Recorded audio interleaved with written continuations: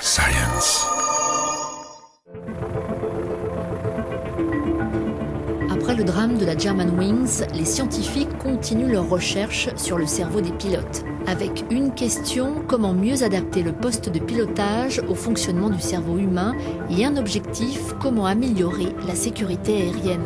À Toulouse, en France, un laboratoire de l'ISAE, l'Institut supérieur de l'aéronautique et de l'espace, travaille sur les mécanismes neuronaux de l'erreur humaine pour identifier les facteurs de risque et proposer des solutions. L'analyse des accidents révèle que la complexité des avions de transport modernes peut désorienter les équipages les plus expérimentés en cas de problème. L'équipe du professeur Dehaye entend découvrir les mécanismes qui poussent les pilotes à prendre des décisions irrationnelles. L'approche est interdisciplinaire.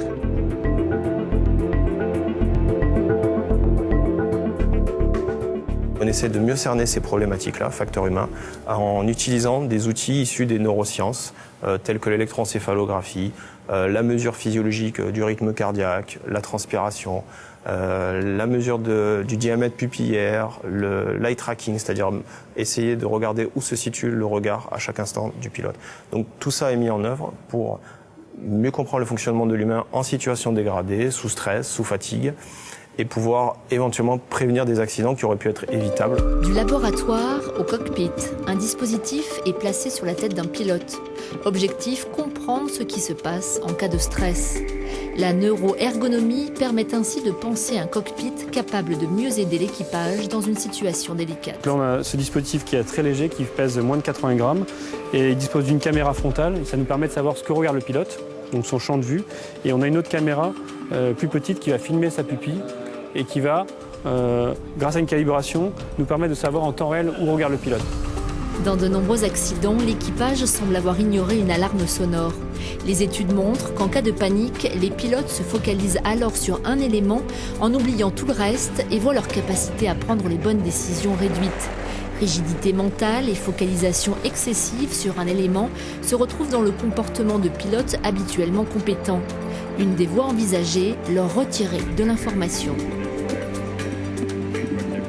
Le futur cockpit sera, je l'espère, une interface cerveau-machine non invasive capable de surveiller la charge de travail et l'attention du pilote.